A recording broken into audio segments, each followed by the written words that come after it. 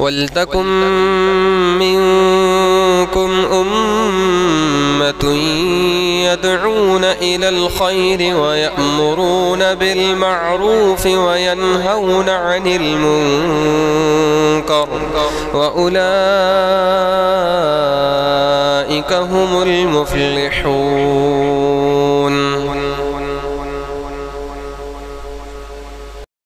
السلام علیکم ورحمۃ اللہ وبرکاتہ. الحمدللہ وکفی وسلام علی عبادہ الذین اصطفی، اما بعد فاعوذ باللہ من الشیطان الرجیم. بسم اللہ الرحمن الرحیم. وأمر بالمعروف ونہی عن المنکر واصبر علی ما اصابک. رب اشرح لی صدری ویسر لی امری واحلل عقدۃ من لسانی یفقہوا قولی. قابل قدر سامعین اور پردہ نشین ماں اور بہنوں، بات چل رہی تھی امر بالمعروف اور نہی عن المنکر کے اصول و ضوابط. یعنی اگر ہم کسی کو بھلائی کی طرف بلا رہے ہیں یا کسی میں کوئی کمی ہے، خامی ہے، ہم اس کو روکنا چاہتے ہیں، تو اس کے اصول و ضابطے کیا ہیں؟ اگر اس کام کو اصول و ضابطے کے ساتھ کیا جائے تو وہ کام کارگر ہوتا ہے، ورنہ بنا کام بگڑ جاتا ہے اور لوگ آپ سے قریب ہونے کے بجائے آپ سے دور ہو جاتے ہیں. اس تعلق سے کئی مثالیں کل میں نے آپ کے سامنے رکھی تھیں اور یہ بتایا کہ سلف صالحین کا طریقہ کیا تھا کہ وہ معروف کا حکم دیتے تھے، منکر سے روکتے تھے، لیکن کیسے؟ بالعلم، علم کی روشنی میں.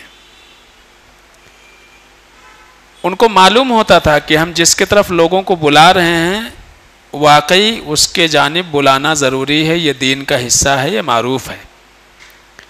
اور جس سے ہم لوگوں کو روک رہے ہیں واقعی یہ برائی ہے. تو علم ہونا چاہیے. آپ کو علم نہیں رہے گا تو آپ کوئی ایسا کام ہے جو غلط ہے ہی نہیں لیکن آپ کو غلط لگ رہا ہے تو آپ کیا کریں گے؟ اس سے لوگوں کو روکنے کی کوشش کریں گے، حالانکہ آپ کو علم نہیں ہے کہ جو کچھ سامنے والا کر رہا ہے بالکل صحیح ہے، لیکن علم نہیں ہے. تو علم نہیں ہوگا تو صحیح کام کو بھی آپ روک ڈالیں گے.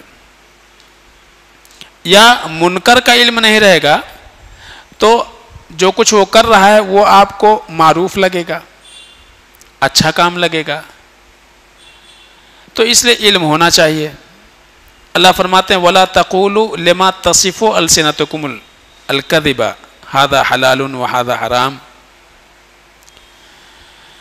تم اپنی زبان سے وہ بات مت کہو جو جھوٹ ہو کہ یہ حلال ہے، یہ حرام ہے. اپنی طرف سے حلال و حرام. ایک چھوٹی سی مثال دے دوں جو ابھی سماج اور معاشرے میں واضح ہے. آپ میں سے اکثر لوگ جنازے میں شریک ہوتے ہیں اور سب دیکھتے ہیں یہ عمل. معلوم ہے چند افراد ایسے کھڑے رہتے ہیں وہاں پہ، کہتے ہیں کہ پیر کے نیچے سے، پیر کے درمیان سے مٹی نہیں کھینچنا چاہیے. سمجھ رہے نا؟ پیر کے درمیان سے مٹی نہیں کھینچنا چاہیے. اس کو گناہ سمجھتے ہیں، جرم سمجھتے ہیں یا بے ادبی سمجھتے ہیں. یعنی ان کے نزدیک یہ کام اچھا نہیں ہے. حالانکہ کسی بھی کام کے منکر ہونے کے لیے دلیل چاہیے. بھائی اللہ کے رسول صلی اللہ علیہ وسلم نے کہیں ایسا بیان کیا ہے کہ قبر پر مٹی ایسا نہیں ڈالنا چاہیے. اب آپ کسی بھی کسان کو دیکھ لیجئے، خود آپ پھاوڑا چلا کر کے دیکھ لیجئے. پھاوڑا چلانے میں آسانی آپ کو اپنے پیر کے درمیان سے مٹی پھینکنے میں ہے یا سائیڈ سے پھینکنے میں ہے؟ کسی بھی کسان کو آپ نے دیکھا ہوگا ایسا کرتے ہوئے؟ نہیں کرتا ہے. وہ مشکل ہے، وہ آسان کام وہ ہے، لیکن اس کو بے ادبی سمجھا جاتا ہے. تو کہتے ہیں کہ جب علم نہیں ہے تو آپ کیوں روک رہے ہیں اس کو؟ آپ کو پتہ ہی نہیں ہے. لیکن آپ نے اپنے حساب سے ایک چیز کو غلط سمجھ لیا ہے اور اس پر لوگوں کو روک رہے ہیں، وہ غلط ہے ہی نہیں شریعت کی نگاہ میں۔ تو معروف کیا ہے، منکر کیا ہے، ہم نہیں طے کریں گے، یہ حلال ہے، یہ حرام ہے، یہ جائز ہے، ناجائز ہے، ہم کون ہوتے ہیں طے کرنے والے؟ اس کا اختیار تو اللہ تعالیٰ نے انبیاء کو بھی نہیں دیا ہوا ہے۔ ہمارے نبی نے ایک مرتبہ کہہ دیا تھا کہ آج کے بعد سے میں شہد نہیں پیوں گا، شہد نہیں پیوں گا۔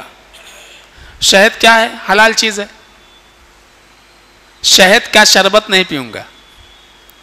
اللہ تعالیٰ نے قرآن میں تنبیہ کر دی، یا ایھا النبی لما تحرم ما احل اللہ لک تبتغی مرضات ازواجک، اے نبی اللہ تعالیٰ نے حلال کیا ہے شہد کو، آپ حرام کیوں کر رہے ہیں؟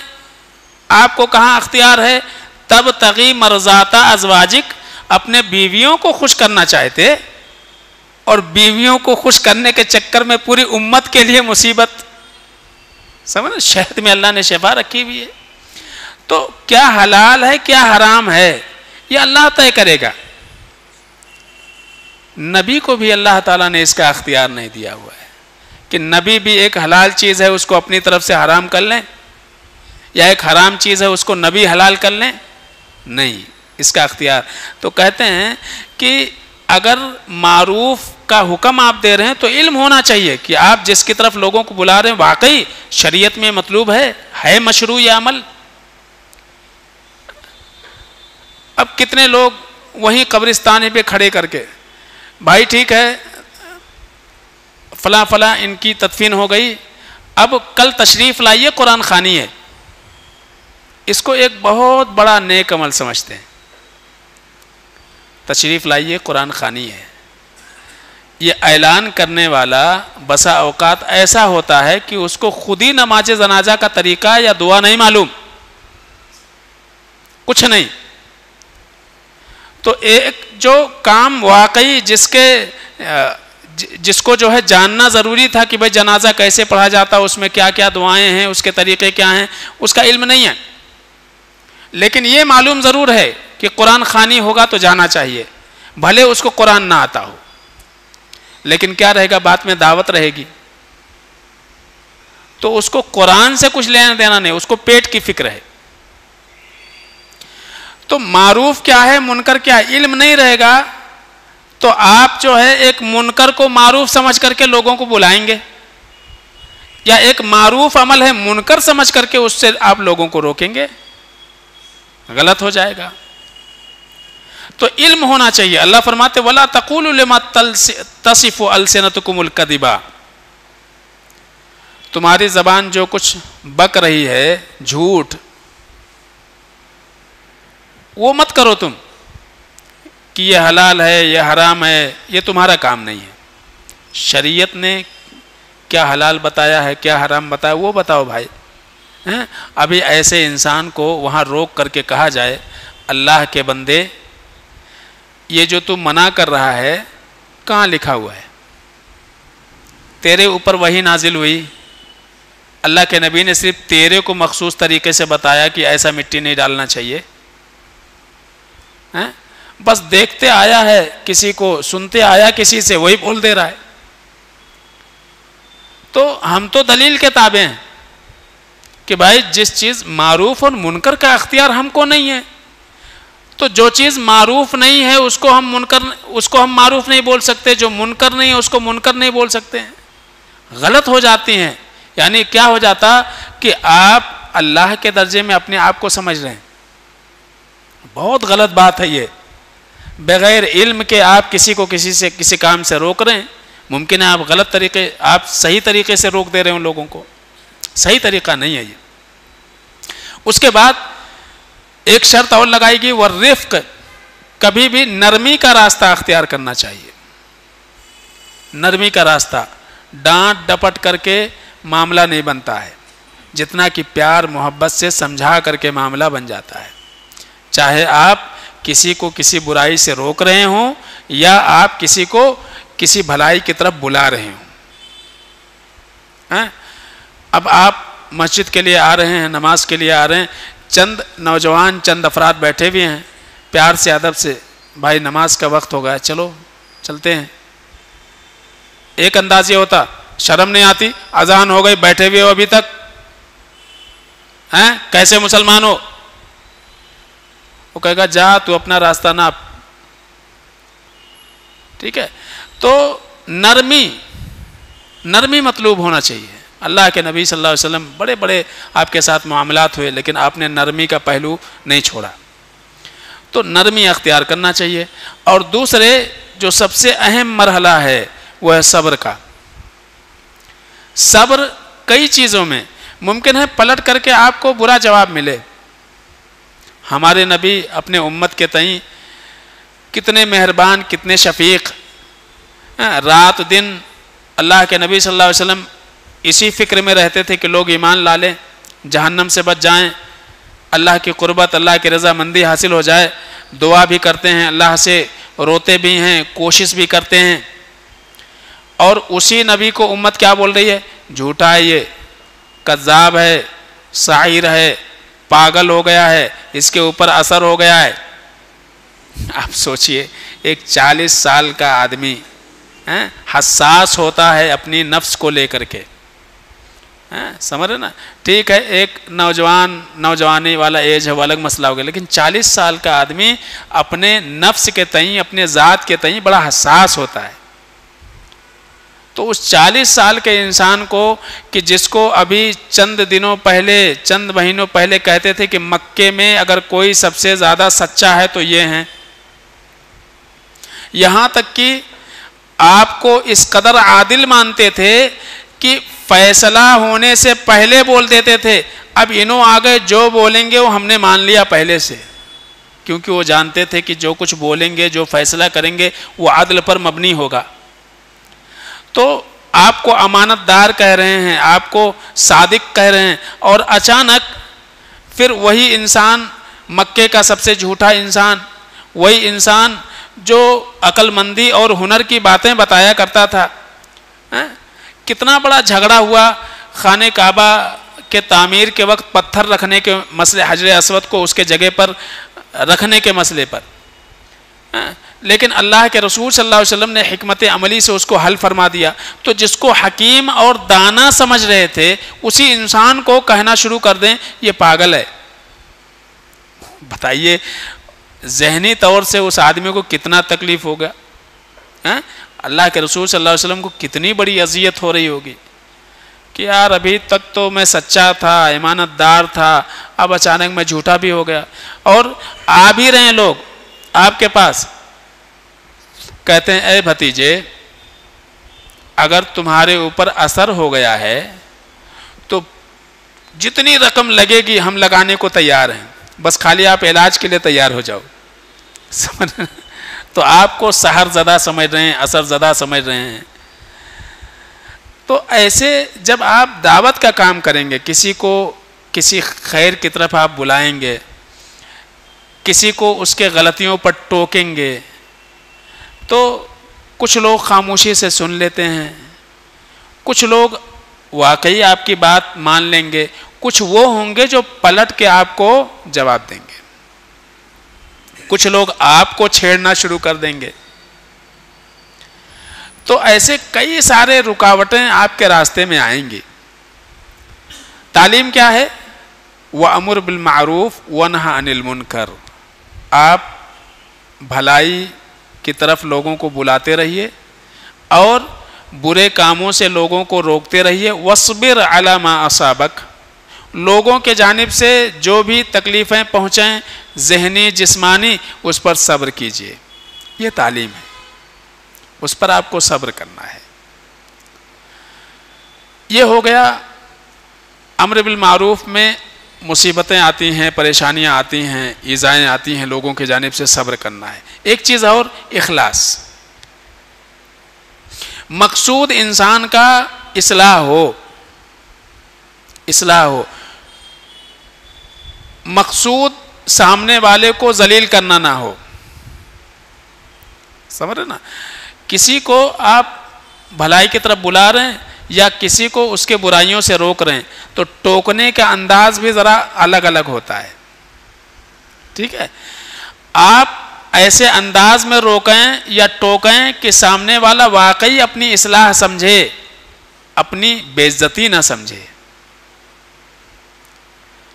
معنی یہ ہے کہ اگر بات تنہائی کی ہے تو آپ تنہائی میں نصیحت کرو, بات اگر اجتماعی مسئلے کا ہے تب بھی بغیر نام لیے آپ اصلاح کرو. ذلیل کرنا مقصد نہ ہو آپ کا, اور اپنی بڑکپن کا اظہار نہ ہو. ٹھیک ہے, کہ ہم یہ بتانا چاہتے ہوں کہ دیکھو ہم کو کتنا معلوم ہے دین کے بارے میں, تو جاہل ہے, تجھ کو کچھ پتہ نہیں ہے. تو اپنی علمیت جھاڑنا مقصود نہ ہو اور دوسرے سامنے والے کو ذلیل کرنا مقصود نہ ہو. کیا مقصود ہو؟ اصلاح. اللہ فرماتے ہیں ان اریدو الا الاصلاح ما استطعت. انبیاء جب اپنے قوم کو دعوت دیتے تھے تو کہتے تھے کہ جہاں تک ہو سکے میری کوشش ہے کہ آپ کی اصلاح ہو جائے. تو اصلاح کا مقصد ہونا چاہیے. وما توفیقی الا باللہ, اور جو کچھ یہ میں کام کر رہا ہوں اس میں میری کوئی خوبی نہیں ہے, اللہ کی توفیق ہے کہ اللہ تعالیٰ نے جو ہے مجھے اس قابل بنایا ہے کہ ہم کو برائی سمجھتی ہے, بھلائی سمجھتی ہے. بھلائی کی طرف ہم آپ کو بلا رہے ہیں, برائیوں سے روک رہے ہیں. تو اس میں انسان بالکل مخلصانہ انداز میں کام کرے تب جا کر کے فائدہ ہوگا. شیخ الاسلام اللہ ابن تیمیہ رحمۃ اللہ علیہ کہتے ہیں کہ فَيُقْتَنَعُ بِالْخَيْرِ خَيْرِ الْيَسِيرِ إِذَا لَمْ يَحْصُلِ الْكَثِيرِ. کہتے ہیں کہ ایک انسان کو چھوٹی چھوٹی بھلائیوں میں خوش رہنے کی کوشش کرنی چاہیے, گرچہ بہت بڑا فائدہ نظر نہ آئے. مثلا آپ بہت دنوں سے چند لوگوں کو سمجھا رہے ہیں, اس میں سے چند افراد بھی آپ کے ساتھ آ گئے, آپ کو خوش ہونا چاہیے, الحمدللہ کہنا چاہیے, آپ کو مایوس نہیں ہونا چاہیے. اور وَيَدْرَأُ الشَّرُّ الْكَبِيرُ بِالشَّرِّ الْيَسِيرِ, کوشش کرنا چاہیے کہ ایک بڑی برائی وہ چھوٹی برائی میں محدود ہو جائے. بہت بڑی برائی ہے چھوٹی برائی میں محدود, یعنی برائیاں سمٹنا شروع کر دیں, کم ہونا شروع ہو جائیں, خیر پھیلنا شروع ہو جائے. تو انسان کو ہمیشہ مصلحت عامہ کی فکر کرنا چاہیے کہ تعطیل المفاسد و تقلیلها, کہ جو برائیاں ہیں وہ ختم ہو جائیں یا کم ہو جائے. اور اللہ کے نبی صلی اللہ علیہ وسلم ہمیشہ یہی کوشش کرتے تھے, ہمیشہ یہی کوشش کرتے تھے. تو بتانے یہ مقصود ہے کہ جب آپ دعوت کا کام کریں تو آپ کے لیے ضروری ہے کہ کچھ شروط کے ساتھ آپ کام کریں. ایک تو یہ کہ آپ پہلے خود جانیں کہ معروف کیا ہے, منکر کیا ہے, اور ساتھ ساتھ میں آپ کا جو لہجہ ہو اس لہجے میں شفقت ہو, محبت ہو. شفقت و محبت کے ساتھ اگر آپ کسی کو بتا رہے ہیں کچھ تو یقیناً اللہ تعالیٰ نے زبان میں جو ہے اثر رکھی ہے, اللہ تعالیٰ آپ کے زبان میں اثر دے گا, لوگوں کے دلوں تک آپ کی باتیں پہنچیں گی. لیکن شرط یہ ہے کہ آپ مخلص ہوں, واقعی اخلاص والے ہوں. اللہ کے نبی صلی اللہ علیہ وسلم سے ایک بار کسی کا سامنا ہو جاتا تھا, آپ سمجھا دیتے تھے, وہ آپ کا بن جاتا تھا. کیوں؟ صرف اور صرف اللہ کو راضی کرنا مقصود تھا. اور زبان میں نرمی, لطافت اللہ تعالیٰ نے ایسی رکھی تھی, شیریں زبان تھے اللہ کے نبی صلی اللہ علیہ وسلم, آسان الفاظ میں, کم الفاظ میں لوگوں کو بتا دیتے تھے, ان کے دلوں تک پہنچتے تھے اللہ کے رسول صلی اللہ علیہ وسلم. تو ایک انسان نرمی سے معاملہ کرے, چاہے وہ بھلائی کا حکم دے یا کسی کو برائیوں سے روکے, نرمی کا پہلو ہمیشہ غالب رکھے. آپ دیکھیے کہ فرعون کے پاس اللہ تعالیٰ بھیج رہے ہیں کس کو؟ موسیٰ علیہ السلام کو, ہارون علیہ السلام کو. فرعون کے پاس سب سے بڑا ظالم, وہ اپنے آپ کو کیا کہہ رہا ہے؟ رب العلا, میں سب سے بڑا رب ہوں. اس سے بڑا ظلم کیا ہو سکتا ہے؟ لیکن اللہ فرماتے ہیں اذهبا الى فرعون انه طغى فقولا له قولا لینا لعله يتذكر او يخشى. جاؤ اس کے پاس, نرمی کے ساتھ, شفقت کے ساتھ اللہ رب العالمین کی معرفت، اللہ کی عظمت کے بارے میں اس کو بتاؤ۔ ممکن ہے کہ اس کو بات سمجھ میں آ جائے، ممکن ہے اللہ کی عظمت سن کر کے ڈر جائے اور اپنے عقیدے سے پھر جائے۔ تو فرعون کے پاس بھی بھیج رہے ہیں، اللہ تعالیٰ تو کہہ رہے ہیں کہ نرمی سے بات کرنا ہے۔ تو ہمارے گھر میں ہمارا بچہ، ہماری بیوی، ہمارے رشتہ دار، ہمارے پڑوسی، ہمارا دوست و احباب، نہ تو وہ فرعون ہے نہ ہم موسیٰ ہیں، سمجھ گئے؟ فرعون سے بڑا ظالم تو ہمارا دوست نہیں ہے، وہ غلطی کرنے والا نہیں ہے۔ تو اگر فرعون کے ساتھ ہمدردی اور شفقت کے ساتھ، نرمی کے ساتھ بات کرنے کی تلقین کی گئی ہے، تو پھر دوست و احباب کے ساتھ جن کو علم ہی نہیں ہے ان کو ہم سختی کے ساتھ کیوں سمجھائیں؟ ان کے اوپر سختی کیوں؟ ان کو جاہل، نادان اور بیوقوف اور کیا کیا کیوں بولیں؟ بے دین کیوں بولیں؟ مشرک کیوں بولیں؟ بدعتی کیوں بولیں؟ ہماری ذمہ داری ہے جو صحیح ہے وہ بتا دیجئے۔ تو فَقُولَ لَهُ قَوْلًا لَيِّنًا لَعَلَّهُ يَتَذَكَّرُ أَوْ يَخْشَىٰ۔ اور تیسری چیز کیا ہے؟ حلیماً فیما یأمر بہ حلیماً فیما ینہی عنہ، کہ ایک انسان بردباری کا معاملہ کرے۔ بردباری کیا ہے؟ کرنے سے پہلے سوچ سمجھ کر کے۔ کیا سوچنا سمجھنا ہے؟ کہ ہم کو کس انداز میں بات کرنی ہے سامنے والے سے، یہ پہلے طے کر لو۔ کون سی برائی پر سب سے پہلے ہم کو تنبیہ کرنی ہے سامنے والے کو، اور کس انداز میں تنبیہ کرنی ہے۔ تو سوچ سمجھ کر کے قدم اٹھانے والا انسان حلیم کہلاتا ہے، بردبار کہلاتا ہے۔ سریع الغضب، جلد غصے میں آ کر کے، جذبات میں آ کر کے انسان جب کوئی قدم اٹھاتا ہے تو بسا اوقات اس کے نتائج جو ہوتے ہیں وہ غلط ہو جایا کرتے ہیں۔ تو بردباری کے ساتھ، حلم کے ساتھ معاملہ کرنا چاہیے۔ اب دیکھیے، ایک ڈاکٹر ہے، اگر اس کی زبان ٹیڑھی ہو، آدمی مریض ایک بار جائے گا، دوبارہ اس کے پاس نہیں جائے گا، کہے گا یار سینکڑوں ڈاکٹر ہیں، اس کی کون سننے جائے گا؟ یعنی مریض پہنچا تو سب سے پہلے اس کو ڈانٹ دینا، کائے کو گیا تھا، کائے کو ٹھنڈا کھایا تو نے، کائے کو نہایا بارش میں، تو اس کو پہلے ڈانٹ دیے، دوبارہ کائے کو یار فیس لے، دوا دے، معاملہ ختم کر۔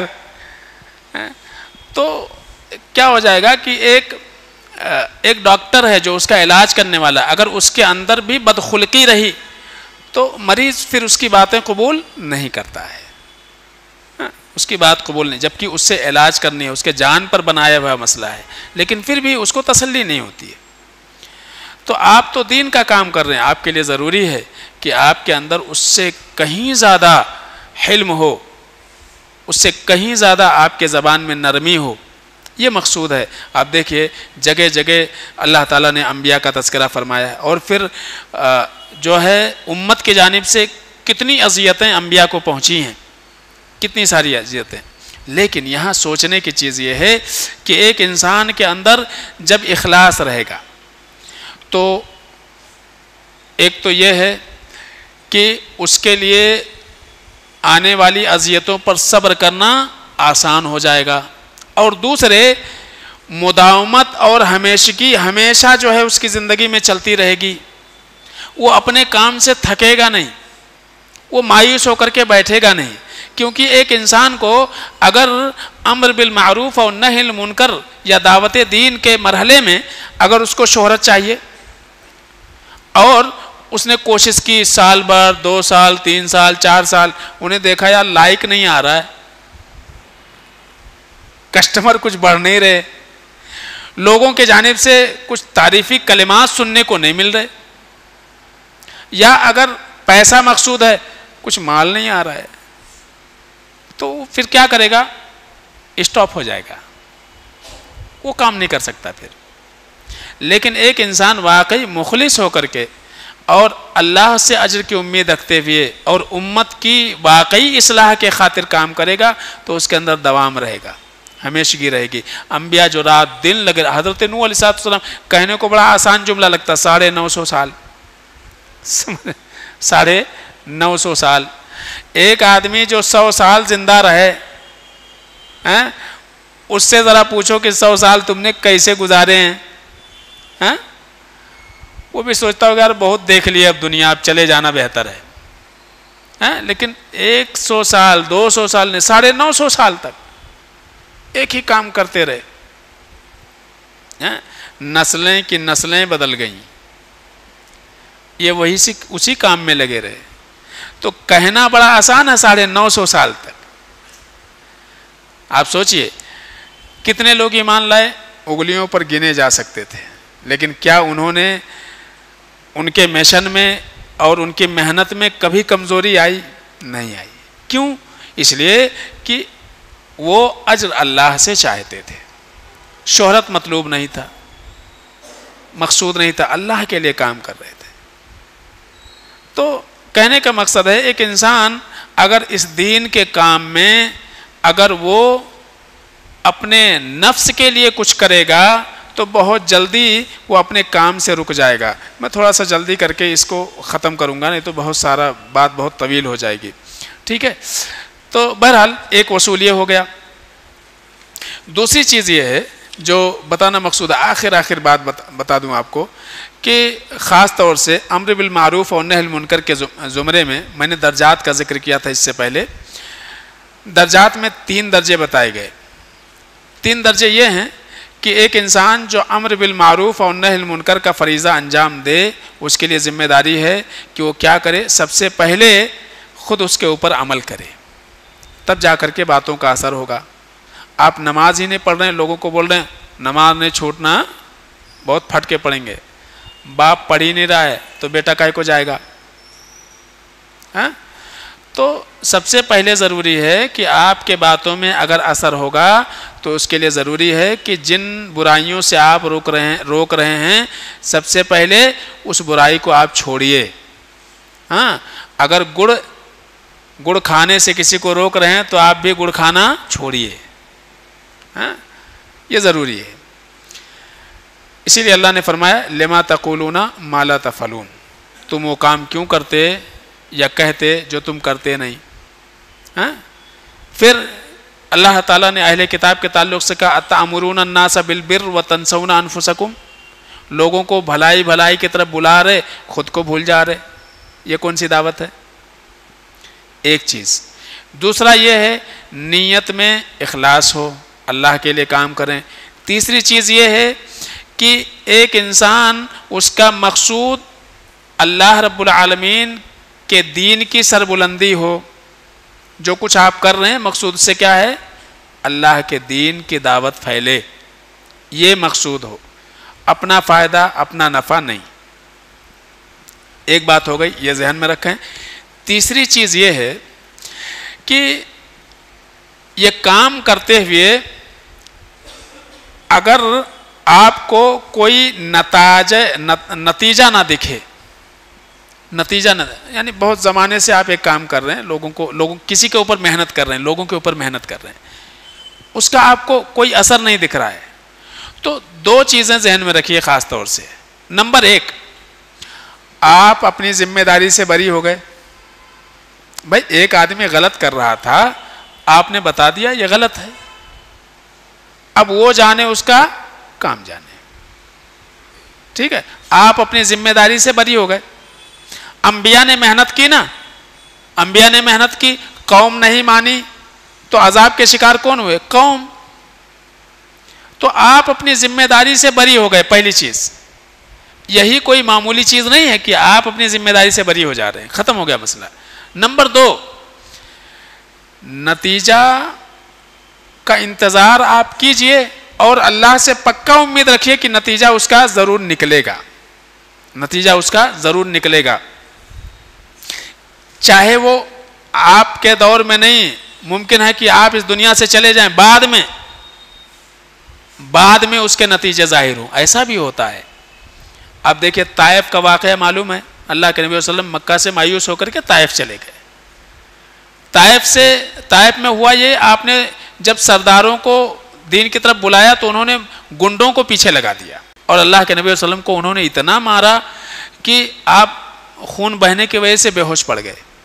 اللہ تعالیٰ نے پہاڑوں کے فرشتوں کو بھیج دیا پورا بااختیار بنا کر کے گئے، اے نبی صلی اللہ علیہ وسلم یہ جو طائف ہے یہ 2 پہاڑوں کے بیچ میں ہے اور ہم پہاڑوں کے فرشتے ہیں، بس خالی آپ آرڈر دے دو، ہم دونوں پہاڑوں کو آپس میں ملا دیتے ہیں، ان کی چٹنی بن جائے گی۔ آپ کو اتنا ستایا انہوں نے، اتنا سارا اختیار اللہ تعالیٰ نے اللہ کے نبی صلی اللہ علیہ وسلم کو دے دیا، آپ نے کیا کہا؟ نہیں، بلکہ اللہ تعالیٰ سے مجھے یہ امید ہے کہ یہ نہیں مان رہے ہیں کوئی بات نہیں، لیکن مجھے یہ امید ہے کہ ان کی نسلوں سے وہ لوگ پیدا ہوں گے جو خالص ایک اللہ کی عبادت کریں گے اور شرک سے دور ہو جائیں گے۔ بہت جلدی پورا کا پورا طائف مسلمان ہو گیا، سمجھ گئے نا؟ تو ہمارا جو مشن ہو کیا ہے؟ اگر ایک انسان مخلص ہو کر کے کام کر رہا ہے، کام اللہ کا ہے، نتیجے اللہ نے کرنے ہیں، ہم کیوں نتیجے کے پیچھے پڑیں؟ بھائی ہمارا کام ہے لوگوں کو بلانا، منوانا کس کا کام ہے؟ اللہ کا کام۔ آپ کا کام منوانا تو ہے نہیں، آپ کا کام بتانا ہے، منوانا اللہ کا کام ہے۔ اللہ کب کس کو منوائے گا اللہ ہی بہتر جانتا ہے۔ تو نتائج کے پیچھے ہم کو نہیں جانا چاہیے، ہم کو کس کے پیچھے؟ ہمارا جو کام ہے ہم کو اس کے پیچھے لگنا چاہیے، ٹھیک ہے؟ تو ایک انسان کو کبھی بھی دین کا کام کرتے ہوئے مایوسی کا شکار نہیں ہونا چاہیے۔ تو یہ چند بہت ساری باتیں تھیں، لیکن بات بہت طویل ہو جائے گی اس لیے میں چھوڑ دیا۔ اللہ سے دعا ہے کہ العالمین ہم سب کو سمجھنے عمل کرنے کی توفیق عطا فرمائے، آمین یا رب العالمین۔